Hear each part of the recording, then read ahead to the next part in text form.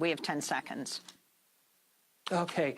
Yeah, I think the most important question that we have right now is what role, if any, has the U.S. government played in helping to facilitate the departure of maybe not all, but some of these students? Of course, what this brings to mind is after 9/11, it was President George W. Bush at the time, and private planes picking up the bin Laden family in various places in the United States and spiriting them back to Saudi Arabia. That does it for today's program. We will link to Shane Dixon Kavanaugh's excellent reporting at the Oregonian.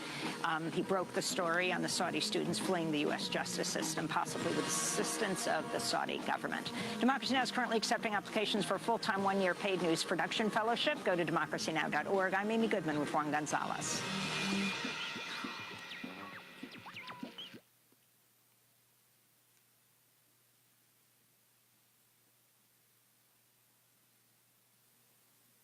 Democracy Now! Is underwritten by the French Broad Food Co-op, a grocery store focusing more on people than profit by providing living wages, supporting local farmers, and being community-owned. Citizens have a voice in how the co-op functions. Everyone can shop, and anyone can join.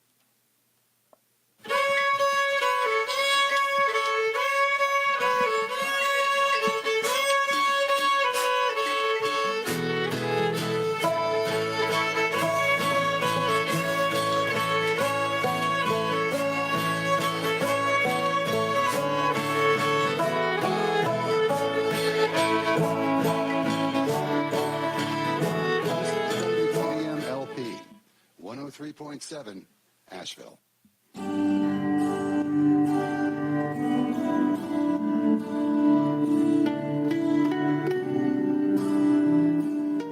Good morning. You're listening to the Blaine's World show, heard each Wednesday here on the new WPVM-LP in Asheville, North Carolina. You can also listen online or see us online on Facebook Live, and we're also on WPVMFM.org. And Jerry, you can wave to everybody if Facebook Live is on, which I believe it is. And I'm your host, Blaine Greenfield. Each week we focus on the Asheville theater scene, as well as on positive news and information about people and organizations in the Asheville area. And toward that end, it's my pleasure to introduce my first guest, Jerry Crouch. Welcome, Jerry. Thank you so much, Blaine. Glad to be here. Okay, well, I'm certainly glad to have you. And for the folks who don't know who Jerry Crouch is, and I think that's maybe 2 people in all of Asheville. You're kind. Okay. But Jerry Crouch is a hairstylist at Artistic Expressions Salon. He's also a theater director at Asheville Community Theater. And he's directed a whole bunch of stuff at Asheville Community Theater. He's also involved in, he's been an actor, he's been a director of marketing. He's done a whole bunch of different things. But let me ask you, Jerry, in terms of Asheville Community Theater, how many shows have you directed?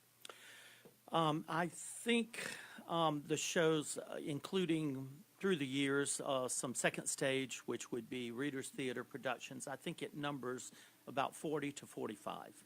And then also you've been in a bunch of plays as an actor. I started as an actor under Ralph Redpath as the MC in Cabaret in 1987. And how many plays did you act in, too? Ballpark? Through Ballpark, some of my more high-profile roles I was not only the MC in Cabaret, I was also King Arthur in Camelot in 1992. 1994, I was the Dick Van Dyke role in Bye Bye Birdie. And then in the late 90s, after Ralph had left, I had also done a 2-character play, part of the Tuna. It was Tuna Christmas, and played that with my good friend Drew Emanuel in 1998. That must be a tough role, is it? Yes and no. We played 11 different characters apiece, and you're on stage for 2 hours. So that's kind of the stock characters of those two, and there's a whole series of those shows. We had done earlier, I'd done in Reader's Theater, the original Tuna, Greater Tuna, and then this was on stage, the main stage in 1998 in October. We did that. I'm also lucky in that I believe I may have seen the last show you acted in, and well, at this point you don't act in more stuff, but you were in... Not Now, Darling. Right, that was it, yeah. British, I don't want to say sex farce, but that's what it was, and the emphasis was on farce. Again, Ralph Redpath was directing it as a guest director at ACT, and he called me up late one night and said, "I'm on my way over. I've got a script to show you." And I said, "Oh, no, you don't." And we talked, and at the time I was also doing several other things at ACT and about to direct Young Frankenstein. But because Ralph asked me, I thought, it's like running a marathon. So out of, I think, 81 pages, I was on 71 pages of non sequitur dialogue, of slamming doors, jumping over furniture, acting like Jack Tripper in Three's Company. And I hope it's not true, but I understand, or you at least were saying at the time, that might be one of the last things you act in? Well, I had said at the time, I really enjoy directing at ACT and being a part of that process. So my emphasis is on that. I won't say never. They say never say never. So we'll just leave it open. But at this time, my focus is certainly on directing, and usually it's 2 productions a year at ACT. And I'm so glad, like I said, because if that's the last show you acted in, I'm glad I got to see that one. What was the first show you directed? First show I directed at ACT on my own. I did a lot of assistant directing with Ralph through the years on musicals because his emphasis was more on the non-musicals, so we worked together. But actually the first play that I directed, big splashy musical, was The Music Man in 2000.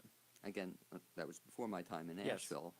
But that must have been quite an experience for you, having been an actor, and then all of a sudden to become a director. Well, not really, since I had done a lot of assistant directing assistant, right. Through the years and working on that. And as my memory serves me at the time, I won't identify who, but someone said, "Jerry, would you like to audition and play the lead of Harold Hill in The Music Man or direct?" And I said, "Oh, that's an easy fix for me. I would love to direct." And that started my directing the large-scale musicals at ACT for a number of years that is continuous to present day.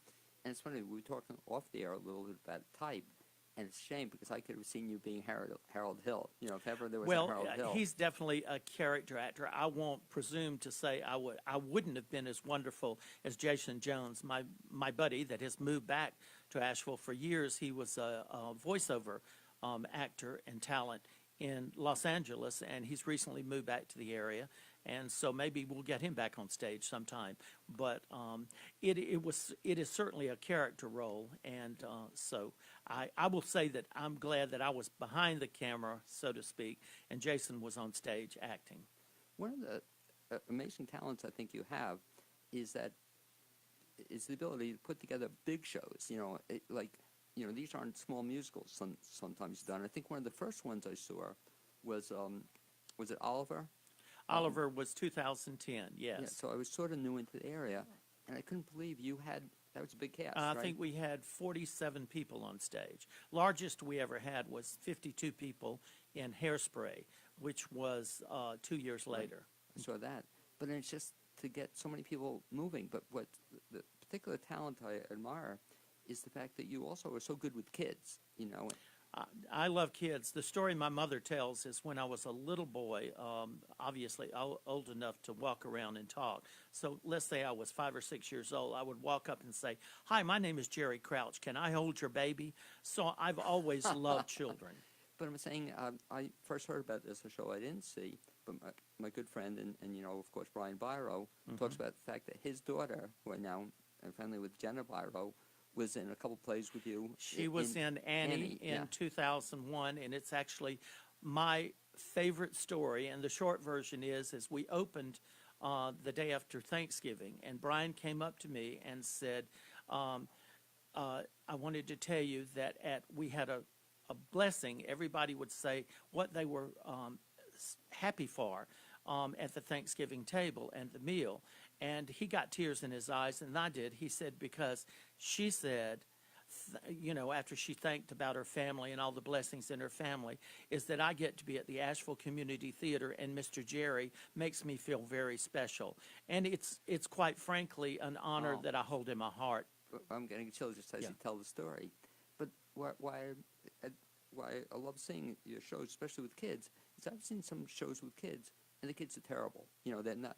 And talk about one expression you use, and you even did one show I was in. You want people to, how do you say it? You want to be big, or how do you say it? Well, what is very important, and very often kids, I mean, if you've got someone like doing the lead in Annie, that's one thing. But if you have a bunch of kids like the orphans or a bunch of kids like in Oliver, the urchins, as they are called, Fagin's urchins, then you need to let each one of them feel that they are as important as anybody doing the lead. And in theater, there's always a comparison factor that is going on.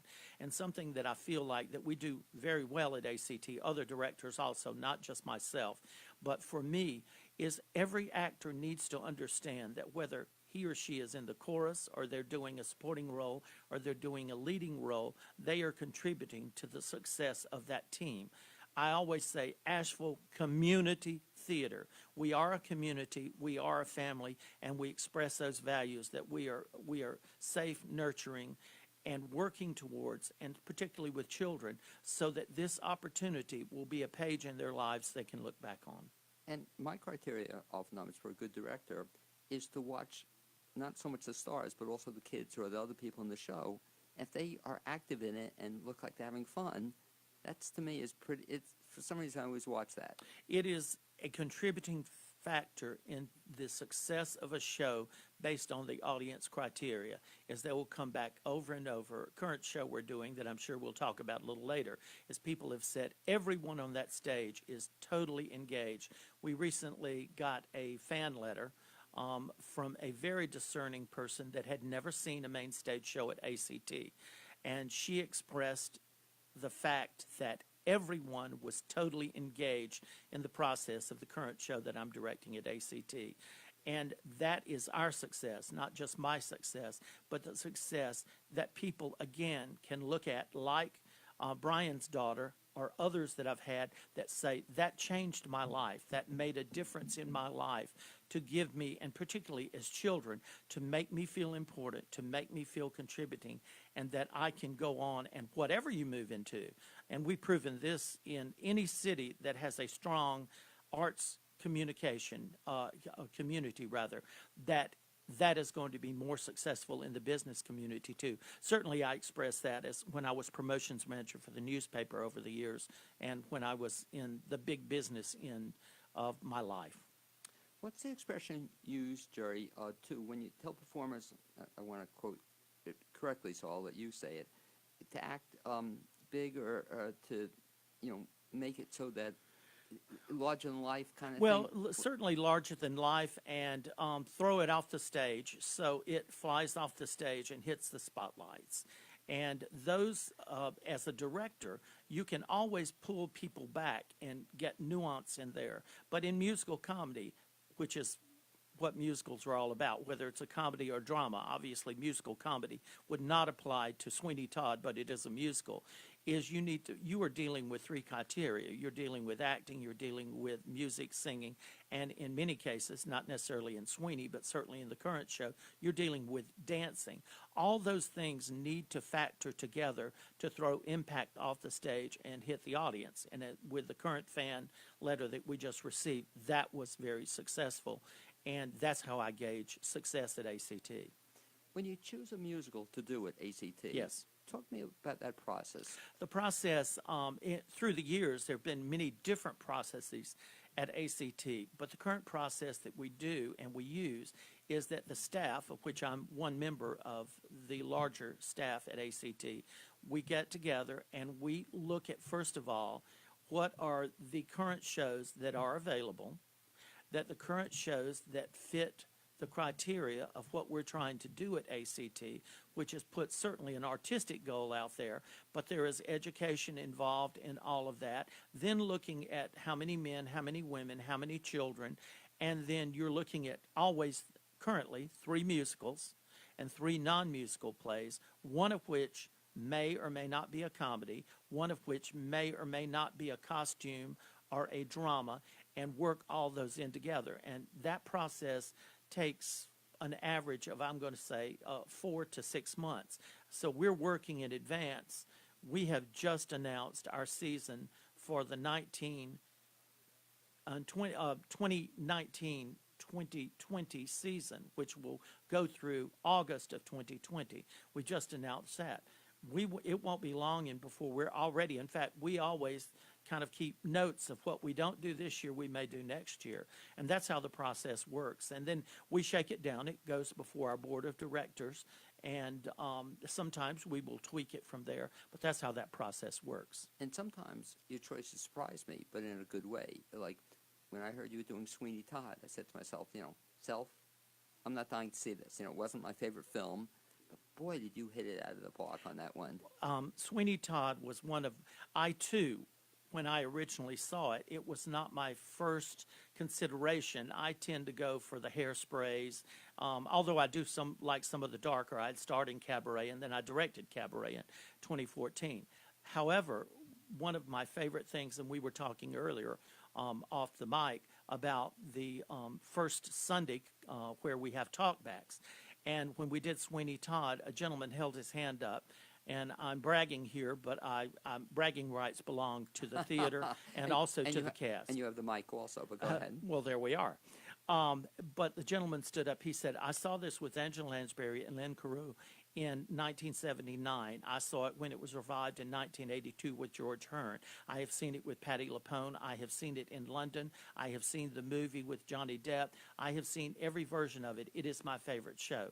I need to tell you that the production you just did has become my favorite production I've ever seen. I get a chill when you say that, Jerry, but I feel the same kind of way, that I actually like seeing stuff at ACT better than going to Greenville or someplace else. I mean, it's more... Well, we have the wonderful opportunity at ACT, and obviously I've been there for 31 years now, but we have the opportunity. We have a very wide house, but it's not very deep. And now that we've added the wonderful aisles that we take full advantage of, we, as me, with dancing in the aisles and adding that in and bringing the audience closer, you are very close to the audience, and it has more impact. And certainly musicals, it just flies off the stage with the music, the dance, and the acting. And it's also one of the reasons why I'm a terrible critic, because if I know the people also, I like it, and so if I know the performers, I'm going to like the show, almost all the time. It's almost too bad you talk about the aisles. Hairspray would have been great with those aisles, that would have been a great show to have done there. Fast forward to where you are now. Yes, sir. So let's talk in remaining time. You have a very exciting show we want to invite people to see, Footloose. How do you choose Footloose?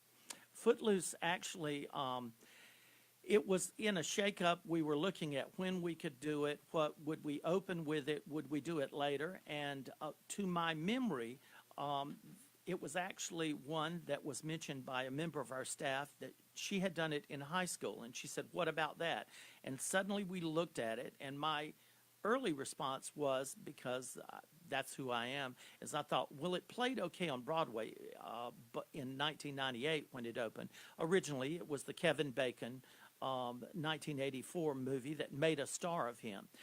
What Footloose had in the movie was that it was trying to ape the MTV music videos, and it did it very well, and of course it was one of the most popular movies of the day in 1984. So flash forward to what we have to do with it, and what we could make of it. I wanted to make sure, and Jill Summers, our fabulous technical director that designs the sets, and let me say her set for Footloose is the most intricate set. We have 4 slip stages that slide in, plus 2 revolves on 2 of those slip stages that go together. And with that, with Rob Bowen of UNCA's fabulous lighting, we combine all those things together so that it almost becomes like a music video, very quick cutting.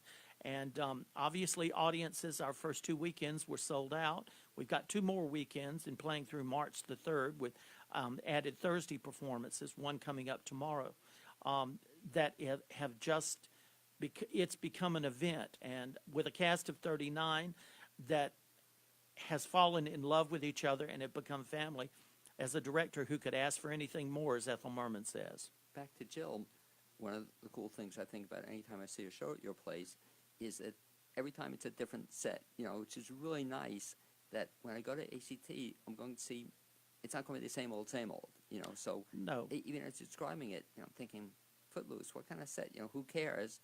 You have to remember every set she's done, it's different. Producers, Young Frankenstein, And now you have anxious to see Well, Footloose. again, and Jill is just one member of our talented staff. We have Karina Lopez, also a UNCA graduate, as is Jill, both who worked under Rob Bowen, again, giving props to him as head of the theater department at UNCA. They have come as members of our staff, and she's our costume manager, and she, incidentally, did the costumes for Footloose. Can't do better. We did the same thing with producers, worked together on that. So it's just a great opportunity. Obviously, if we've worked together before, we kind of read each other's minds and we can kind of do shorthand. We bring in, for instance, with Hands on a Hard Body, don't ask me your name because I will embarrass myself, but I'm working with another set designer. So we welcome all that new talent at ACT. Whether it be a set designer, music director, choreographer, whatever, and myself and other directors, because I'm only doing 2 shows out of the other 4 shows. So we welcome that new talent and are always looking for new talent at ACT. And I think that's also one of the strengths of ATC, that you always bring in new people. For example, I'm excited for Footloose. Linda Schuler is your music director? Linda Farrell Schuler is Yeah. the music director. We work together in producers, and we will work together. She is doing Hands on a Hard Body also, but looking at next season with my 2 offerings, we're looking to go a different direction and inviting new people or people that have not worked as much together. Is always, we feel like that the creative juices flow better when we are trying new things and new combinations, and that's something our program director, Chanda Kalantine, works very hard at, and she and I now are putting our heads together, as she is, with other shows next season to make sure that those creative teams are absolutely fabulous. And I would be remiss if I did not mention my partner in crime, Ann Guerin, who is my stage manager, and we've worked together since producers, and she is a fabulous stage manager. Tina Pisano 4, well, we've worked together since Guys and Dolls in 2011, and she's the choreographer. And the choreography in this show is absolutely stunning, and what Tina has done has brought it alive, and they are indeed dancing in the aisles. One of the things, too, that I think you pride yourself on, but I think ACT does as well, is the fact that you'll see some regulars, especially we'll talk about Footloose in a second, but you also see some people you've never seen before. And to me, that's kind of fun to see. About half of our cast of the 39 people are new people to ACT Stage. And this is my formula. It doesn't always work that way, and sometimes my friends, and they are good friends, if I am given, and on Jerry's scale of 1 to 10, a 10 being the best, a 1 being not as good, but just let's use that numerical system. If I have a 7.5 new actor auditioning, male or female, for a role, and I have a number 8 actor, a veteran that I've worked with before, 9 times out of 10, I'll go with the new actor. That's interesting. Because it's very important. We are Asheville Community Theater. And I think it's very important. I can't speak to other theaters and how their process works. I can only speak to my process at ACT. I think it is absolutely essential that we continue to see new faces at ACT. Certainly our season opener, Avenue Q, had new people and veterans in the cast, some of which I'm lucky enough to have captured for this particular show, veteran and new folks too. And then we did the production that we did of Snowbound at Christmas time, and that got a bunch of new people. And we just had auditions. We have auditions the Monday and Tuesday after we open a show for Alice in Wonderland. We had 90 actors audition for a non-musical. Usually the musicals get the big crowds, but that speaks to the popularity not only of ACT, but the fact that when you see that cast list, there are a lot of new names on that cast list that had never been at ACT before. And I think that's a win-win situation for the community and for ACT. And my thinking has changed on that, because I used to think, wow, I know these people, I'd like to see them in a different show, but it's fun for me to broaden my horizons to see some new people I haven't seen before, Well- and they become my favorites in future Well, stuff. my tongue is in my cheek when I say this, but I like to say, and this is my saying, I'm not saying it's an ACT saying, but I like to say we're like vampires. We want to invite you and suck you in, and I'm being funny about that and using that colloquial phrase. But the point is we want you to return, and we want you to have a wonderful time. And then within the mix, we've got all these recently new people. Then we've got our veterans that people love to see. But then we're always seeing new people. And that, I think, is the formula for success at ACT. And I won't mention another theater, but they don't go in that direction. And it's the same old people, all every play, doing every part. Again, that's everybody has a different idea, and they pull from their talent pool, whoever that group is you're talking about, and we pull for ours. But I know other directors do the same thing. I am never going to precast a show. Never, ever precast a show. I will invite you to come and audition. Obviously, I could only invite people that I'm familiar with that might be right for a role. And sometimes that works out, and sometimes it doesn't work out. But the formula, again, that I want to make sure that we're bringing constantly new people into the ACT, where it be on the creative team, which would be the choreographer, the music director, or the other positions there at the same time of the actors that you see on stage. Any production musical at ACT, and we were talking about this at Talkback several weeks ago, I would say on an average there are 150 volunteers, folks, not paid people that work on any given musical. So you've got people on the front end that you see in the box office, you see ushers, you see people up on the spotlights, you see people in the light board. We've got, of course, our wonderful Ron Whittemore that is our wonderful sound guy that is always making us sound good with musicals. And then you have all those other people that are not paid positions at, say, ACT that are leaving their families every night. Any musical, you didn't ask this question, but for your audiences, most musicals we are rehearsing anywhere from 7 to 9 weeks. I know for a fact our first audition for Footloose was first rehearsal was December the 8th. And here we are opening the show on February the 8th. And then it will run 1 month. And like I say, we're halfway through the run. We have 2 Thursday performances added to the regular evening performances, Thursday, Friday, and Saturday at 7:30, and Sunday matinees, which are almost totally sold out, and the others are moving towards that. So get your tickets fast, folks. Jerry, you mentioned several of the people behind the scenes in Footloose. Talk a little bit about some of the people we can expect to see when we see the show. Well, certainly your 2 leads, who are both new to ACT, is Ann Lowell in the role of Ariel, the preacher's daughter, and one of my new favorite people is Dylan Giles that came in, and he is doing the role of Wren that in the movie was portrayed by Kevin Bacon. But of course, none of those characters were singing in the movie. There was voiceover of the popular artist of the day doing those songs. But these 2 performers are dynamite on stage together. Then there is the secondary leads, which were not very strong in the movie in that they did not have a strong impact, is the role of Willard, and that is Adam Lentini, which we've seen on our stage before. And only in the background chorus have we seen Heather Brosnan, who is doing his girlfriend, Rusty. And she will literally knock your socks off when you see her. And I'm so anxious. I'm a big fan of Heather's. I've seen a fan of Andy Adams as well. But that's exciting. You also have, who else is in there? Well, there is Melissa and Jeff Stone, husband and wife. Right. I say husband and wife team. We've never cast them.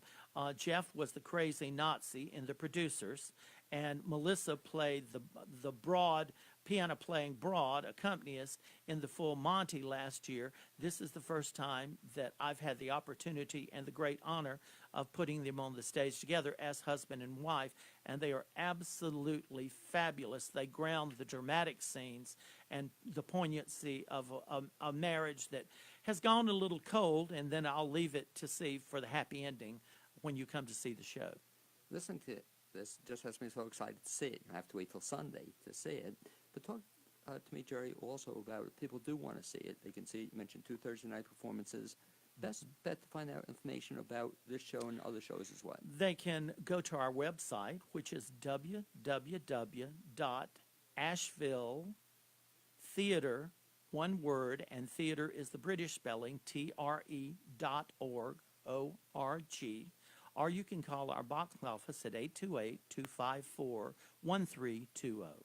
And you mentioned the theater spelling, the correct spelling. You can also, by the way, look on Facebook. You have very Well, of active course, presence there are always, we do have, of course, a Facebook page, and you can go through that. And between our wonderful marketing director, Jenny Bunn, and me banging the drum on my individual Facebook page, we're making sure that everybody knows that Footloose is in the house, and we want you to come and cut loose with our audiences. Okay, I certainly look forward to it. Jerry, I thank you again for being my guest on this first half hour of the Blainesworld Show, and I will see you Sunday. I look forward to it. Thank you so much, Blaine. Thanks, Jerry. And as Jerry works his way out of the studio, what we typically do is introduce some upcoming shows in the Asheville area. And the first one I'm actually going to try to see tomorrow night. That's going to be at the Asheville School. And it's the Harvey Schmidt and Tom Jones bring to life the incomparable French author of Gigi and Sherry, musical Colette Collage.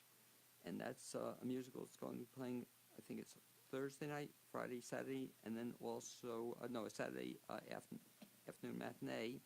And just get over to the Asheville School for Colette Collage in the Walker Arts Center Graham Theater, and I think you'll love that show.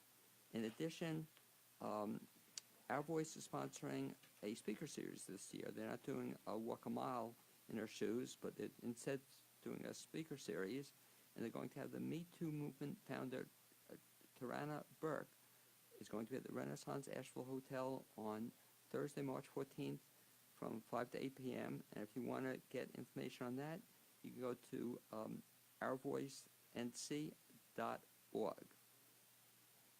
I should also mention that underwriter support for this show on WPVM is made possible by BLAINESWORLD, a blog that contains information about Asheville's theater scene, reviews, tidbits of information that you'll find useful, and some jokes that are hopefully not too risque. If you'd like to be added to the mailing list for this missive, just send an email to bginbc@aol.com and put subscription in the subject line.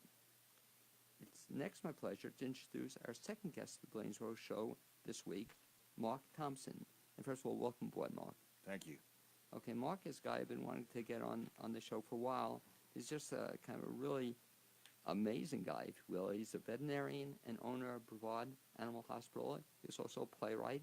He's an actor I've seen several times on stage, and he's director of Just Another Big Dog, which we'll be talking about. It's going to be at the Brevard Little Theater.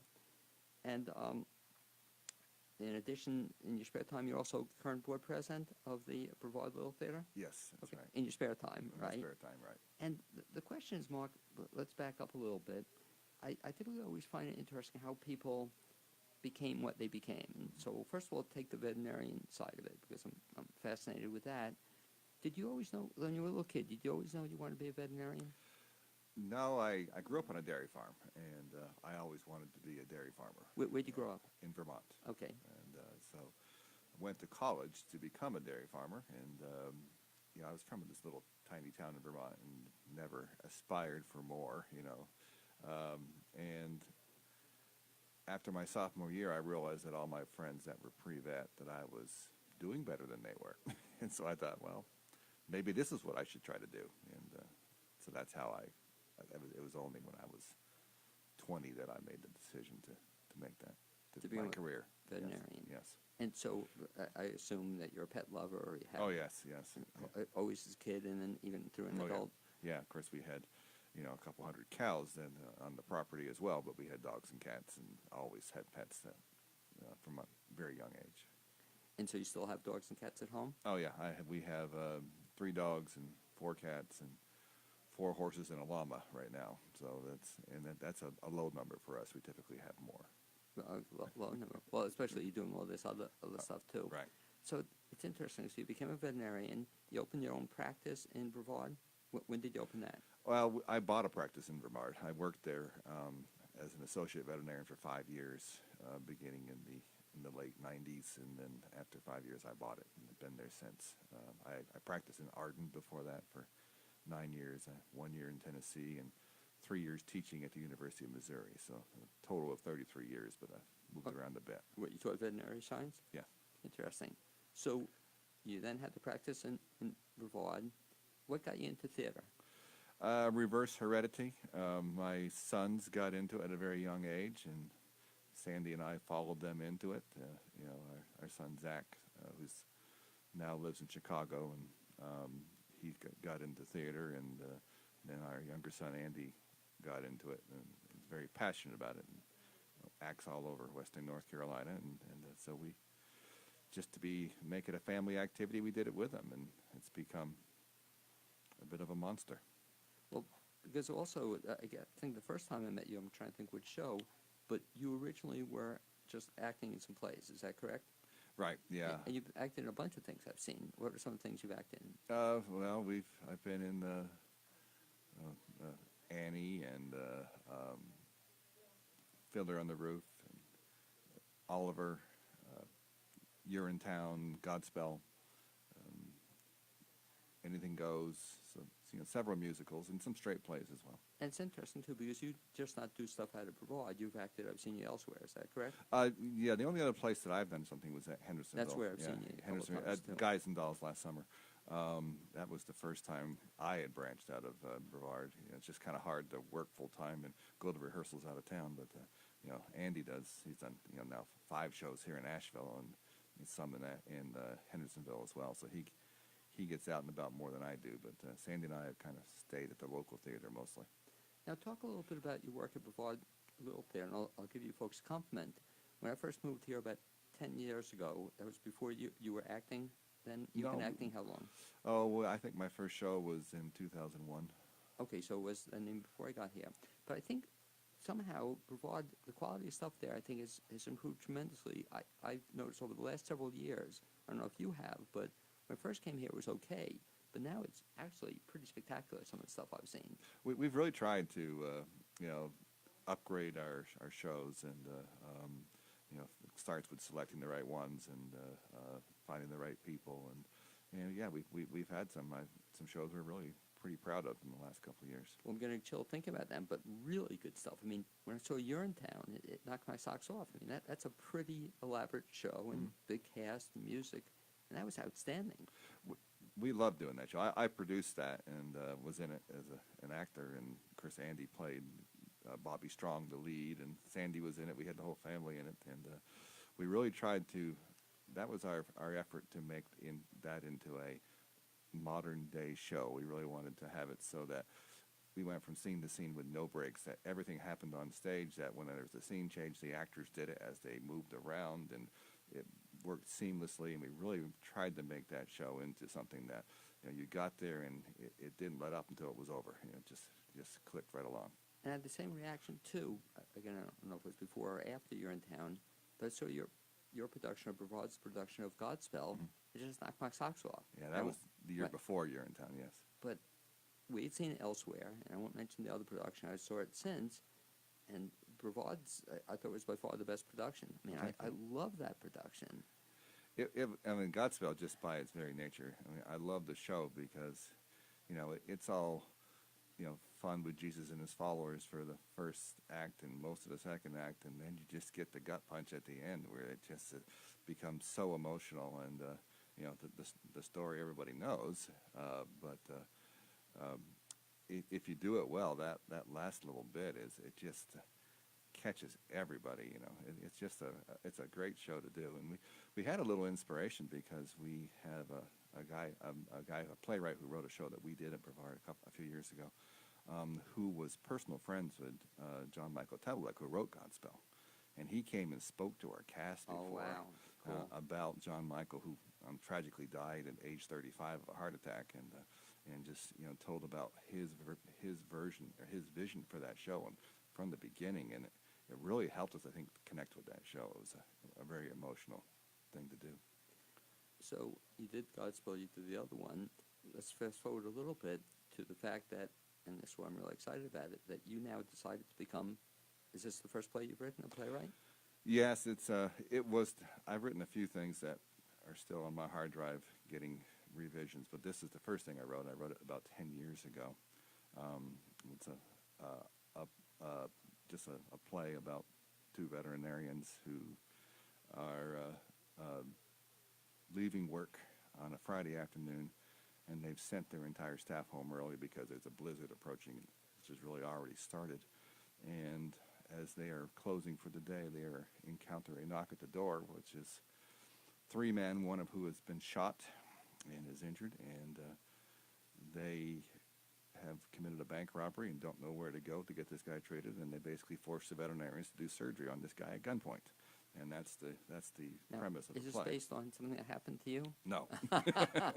Thankfully, no. No, it's just an idea that Great came to me. What a great, just And- listening to it sounds great. Now, is this, the name of the play is Just Another Big Dog. Just Another Big Dog? Yeah. And we'll talk a little bit about that. How do you choose the name for that? It's from a line in the play. And Oh. this guy is now our new patient. We don't know much about people, but he's just another big dog. And so that's where the line comes from, and or the title comes from. Yeah, it's a interesting concept, but it's really started to play pretty well. But what's really cool, so you wrote it 10 years ago. Right. And it just sat on the shelf for 10 years? Yeah, I wrote it. Brevard Little Theater used to have a new play competition, and I wrote it for that. And it did pretty well. We had like 100 and something submissions that year, and it finished third. Of course, only the first place play gets produced, so then it sat on my hard drive for about 7 years, and then I got it out, dusted it off, and started looking at it again, and made some significant changes, which I think really changed it and for the better.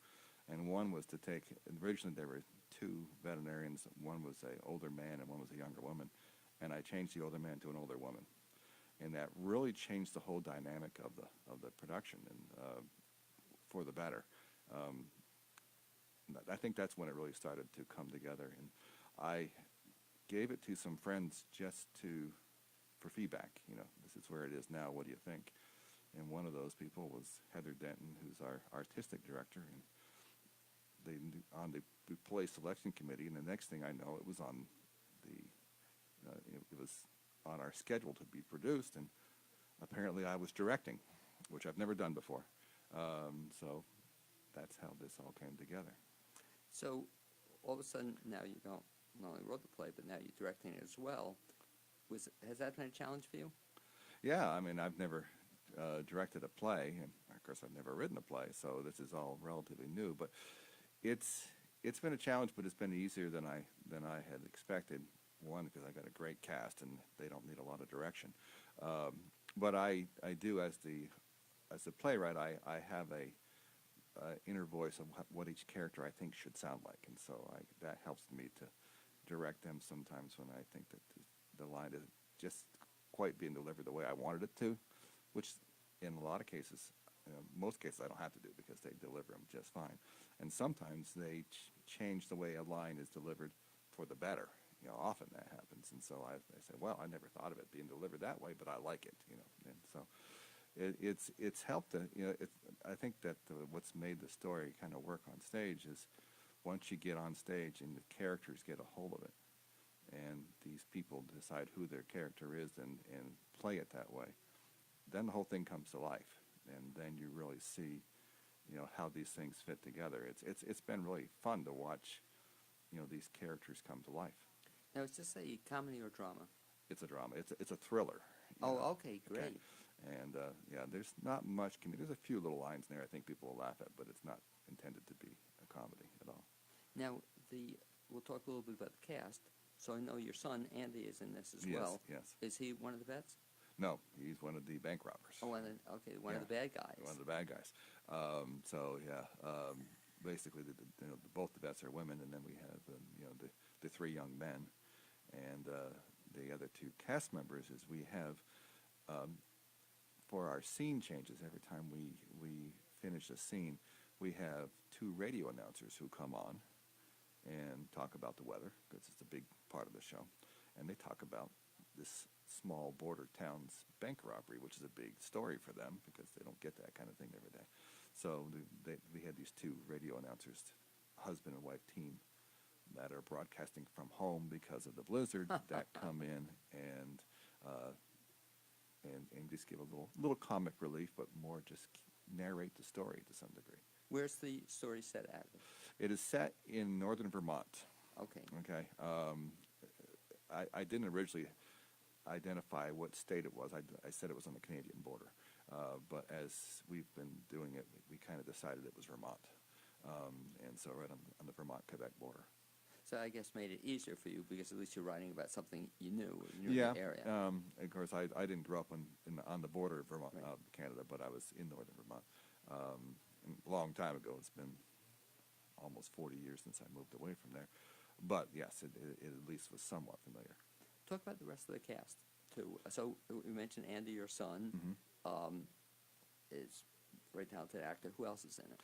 We have Sally Burnett plays one of the veterinarians, and Sally's been in several shows for us. And she was the psychiatrist in Agnes of God, which was a show that did very well for us, and she played it brilliantly. But she's been in several things, including Urinetown. She was one of my staff in Urinetown, Mrs. Millennium. And then Heather Denton, who is BLT's artistic director and directed Urinetown and directed Godspell, is the other veterinarian. And it's kind of a thrill to see Heather in it, because I've only known her as a director. I've never seen her on stage. And she hadn't done anything, I think, in about 8 years on stage. So this is, as we were having auditions and she was there helping me, I said, you told me you were going to take a little time off to stop directing and be on stage. There's a role in this for you. And she said, do you really want me? And I said, yeah. And so she's the other veterinarian. And then Tad Fogel plays the radio announcer, and Tad is actually a retired radio man. So I mean, he's got little typecast. Yeah, he's got the voice, and it just sounds wonderful. And Joan Marinchesen is his wife and fellow radio announcer. And Joan just played the lead in Death Trap last fall when we did it. The first show she's done with BLT, and played it brilliantly. And so very happy to have her on board. And then the third brother, the one who gets shot, is played by Doug Campen. Doug is an attorney in Brevard, and he's on our board, actually, at BLT. Well, you're giving me food for thought. Yeah. So don't join this board if you don't want to go to work also. I mean, no, this is really what they call a working board. I mean, it is in that I think that a lot of small nonprofits, that's what happens. The people who run it and do all the work are the people who are interested in having fun playing with it. And so that's a lot of our board are people who end up in shows. Not all of them, but some. It's just because that's what we're kind of passionate about doing. That's what got us involved in the first place. Talk about the process in terms of from start to finish. So you wrote it 10 years ago, came to the realization a year or 2 years ago it's going to be put on, and all of a sudden now it's time to put the show together. How long was the process in terms from starting when you began rehearsals to where you are now? It'll be about 7 weeks. We have our dress rehearsal tonight, and then we open on Friday. So it's been about that. And for me, I started planning, a few weeks before that, started thinking about blocking, how entrances. Of course, we had to come up with an idea for a set and find someone to design and build, and all the things you have to go through on the production side to make sure that everything comes together. So it's been kind of a 10-week project overall, I guess, just to get all that put together. But it's come along real well. We had a kind of a slow start because Andy was one of our lead actors was in None Sense Amen here in Asheville, and we had to wait for him to get done with that before he was available for rehearsals. So we were rehearsing some without him, and then we had to integrate him back in later, which he did rather quickly. But so he's only been with the show for about 5 weeks instead of 7 because he missed the first couple weeks when he was doing the show here. Some things I don't think all listeners realize, but the amount of time that people put into it. You're mentioning, for example, a 7-week rehearsal process. How many times do you rehearse? 3 times a week. We've been doing, Monday, Tuesday, and Thursday, and then when you get to the last week, we had a Sunday tech rehearsal. So on this past Sunday, we got together with the lighting designer and the sound designer and put all those things together. And then we had a rehearsal Monday and Tuesday night, and our dress rehearsal tonight. And our tradition, Sandy and I, when she's stage managing this show, as stage manager, she always wants her actors to have the night before the show off. So we will have tomorrow night off for everybody to relax and get ready, and then Friday we open. And the rehearsals are how long? We start out trying to keep them at 2 hours, so we rehearse from 7 to 9, and that kind of stays that way until we get to doing full run-throughs. When you start going through a whole show, it takes longer than 2 hours, especially when people are still fumbling for lines and you're stopping to change things, and all of a sudden, you've gone almost 3 hours. But we do respect people's time. Most everybody in our cast works. They got to get up the next morning and go to work, and so we try to keep it. We want people to be home by 10 at the latest. Now, this first show you're directing, do you see moving ahead? Do you see yourself getting back on stage or more directing? Yeah, both, I think. I would certainly be on stage again if the right show came along, and I guess after this I would probably direct again. As a director, one of the challenges you had, you mentioned auditions. How many people came out for the show? Do you remember? It was 12 or 13, and that actually was a hard part because we had multiple people that were very right for the roles. Particularly the role of Carol that Sally is playing. Everybody that auditioned for that role, which was 4 people, was ideal for them. They were all good, and so you look at it and you say, well, this person might play this a little bit differently, but Sally might play it this way, and I agonized over that decision because everybody who auditioned was really good. So I always thought that's probably one of the biggest challenges for a director, to have a bunch of people come out. They're all good. They're willing to devote their time, dedicate the time. These people are not getting paid. Right. Is that correct? To put all that time into it and have to be told that you didn't get the part. That must be tough. It is tough, and of course, the reality of auditioning for a show, which I've done many times, and I've auditioned for shows where I wasn't cast, and that happens to everybody that does it. If you walk into an audition and there's 7 roles and there's 15 people there, the math is pretty easy. Somebody's not going to get cast, but to decide who that person is, it's easier to be the person who's not cast than the person who has to tell you that you aren't cast. I can tell you that. Great line, though, but it's true, though. Yeah, it is. But, you gave some good advice there. And the point I tell actors the same thing, too. Just keep going. Right. Just keep doing it. Absolutely. And sometimes, a person is just perfect for the role. They walk in, and the minute they're on stage, you say, okay, that's my guy. Well, you said Heather as an example. You knew that Heather was perfect for the role. Right. The in terms of producing this play, so now you not only directed it, you wrote it. Are you also producing it? No, Lauren Day, who's produced several shows for Brevard Little Theater, as our producer. She volunteered to help, and we accepted that. This whole thing, you have how many people working on the show? Oh, geez, 20 or more. By the time you look at not only set design but set construction, and then you got lighting design and lighting operator, and the box office volunteers, the people who distribute posters and publicity people, set painters. It just, the list just goes on, and I guess it's probably more like 30 than 20. That's all of our shows are that way, and it's when you're the person who's directing and primarily responsible for the show, you really appreciate those people because you just think about how much work that they're doing that you don't have to do. And Sandy, I think, has been the one that's, this show is very prop heavy. As you can imagine, a veterinary hospital, you've got to have, we've got an anesthesia machine on stage. We've got an oxygen canister on stage. We've got all the surgical equipment. We've got a surgery light that's hanging from our, on our theater that shines over our surgery table, and all the equipment that has to happen, every little thing, surgical gloves and instruments and things that have to be in the right place at the right time. And Sandy's done a tremendous amount of work with things, including making fake blood and having it in the right places. Well, one of the advantages of doing this show, though, is that you have a place where you might be able to borrow some props or get some stuff you could. We have done that a lot, yeah.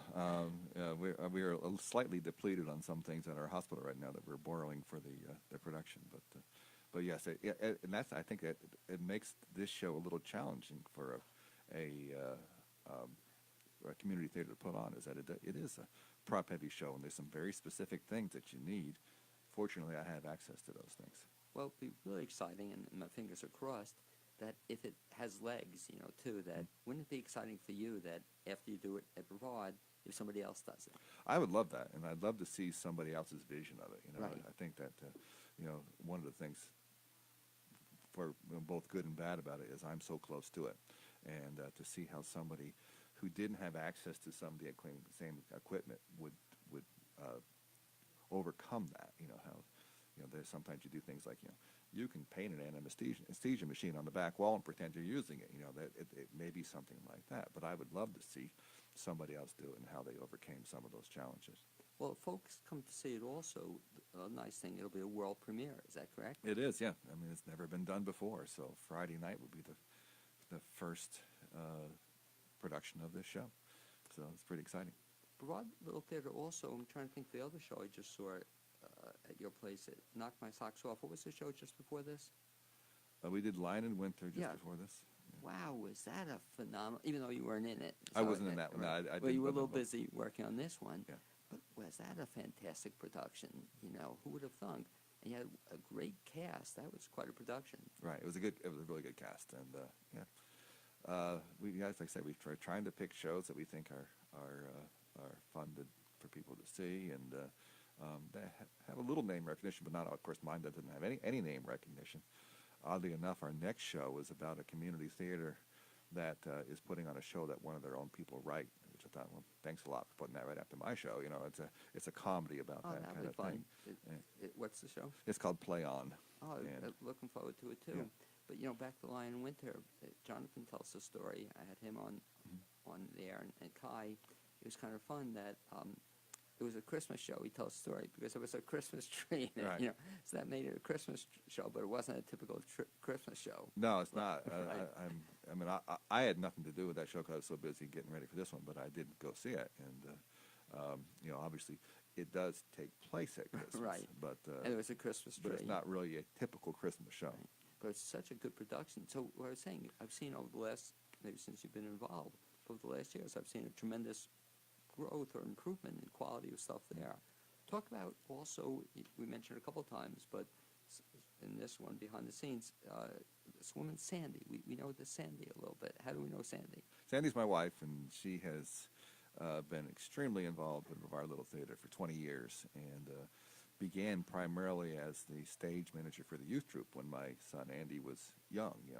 Andy started acting when he was 6, and so Sandy's been involved with that. But she's done costuming. She's costumed many shows, including shows outside of Brevard Little Theater. She does all the costuming for the High School Musical in Brevard every year, and has for 15 years or more. She helped with Guys and Dolls in Hendersonville, and she's helped with a lot of other theater shows because she's really good at coming up with costume plots and for shows. So she does that. She's been on stage. She's a very good actress. She could have played the role of the older veterinarian in this show very well. I mean, she was never going to audition for it because she was the stage manager, but she plays that role very well. And she's the best stage manager there is. She's organized. Everything's always where it needs to be, and I just stay out of the way when it comes to that. The old adage is that on opening night the show is no longer the directors, it's the stage managers, and that's will be true in our case. It's her show on Friday, and she'll execute it flawlessly. You've done a bunch of things with Sandy, not only in both in acting and Right. involved with other stuff. How is it working with? In other words, is she involved in the business at all? Phil? Yeah, she as an administrative kind of thing, she Okay. helps do payroll. She's actually a veterinary technician, so she can come in and relieve when we need help in that area, and has. But primarily, she does payroll every 2 weeks and helps manage the staff and does those kind of things mostly. And of course, she's so busy with all her volunteer work. If you can imagine, that, you know, the next thing she's going to do right after this is over, she'll start costuming the High School Musical, which has already been chosen, and so that's she'll walk out of this and right into that So I probably guess next week. I guess it helps that you guys get along. I hope so. Yeah. Which is Speaking for myself, yes. great. Talk remaining time. Two things, Mark. One, remaining shows at Brevard or upcoming shows. We have the next show you mentioned. Sounds like fun. It's Play On, yes. The show after that is the 25th annual Putnam County Spelling Bee, which is a very funny musical that I will be producing, and Heather Denton will be directing. Sandy will be stage managing. I'm trying to remember what our other shows are. Wait Until Dark, Okay. a thriller that we're doing intentionally around Halloween. And then we're doing a Jones Hope Wooten show, the three authors that work together, and we've done several of their shows, called Christmas Bells for our I haven't Christmas seen show that this one year. too. Yeah. Look forward to it. I've seen a lot of their stuff, but I haven't seen that one. Yeah, I haven't seen it either, but I read the script and it's pretty funny. And what's really neat, it's certainly a very eclectic range of stuff you're doing. Mm-hmm. You know, it's a little bit of different things for everybody. Should be a lot of fun. Mm-hmm. If anybody wants to get more information about Brevard Little Theater, the show this weekend, or other shows, best bet is what? Go to the website, which is thebrevardlittletheater.org. And spelled theater the right way? Yes, with R-E instead Okay. of E-R, yes. Exactly. Yes, go to that website. Our Facebook page has a lot of information on it, so either one of those things. And catch Mark's play, it's going to run when? It opens on Friday, so Friday the 22nd, and it's Friday and Saturday night and Sunday matinee. And then the following week, the same thing, Friday and Saturday night and Sunday matinee, so it closes on March 3rd. Okay, I'd like to thank you, Mark Thompson, for being my guest the second half hour on the Blainesworld Show. Also to Jerry Crouch, my guest the first half hour, as well as to Amy Prisnach, my producer, and Zuzu Welsh, who provided the music you heard at the beginning of the show, and you'll now be hearing at the end. I look forward to having you join me next Wednesday at 9 a.m. here on the new WPVM LP in Asheville, North Carolina. You can also listen online at WPVMFM.org and watch on WPVM's Facebook page. Mark, you can say goodbye. I believe we're on Facebook Live, so you can say goodbye to everybody. Hopefully we'll catch you sometime in the near future. Thanks for joining us. Thanks for having me.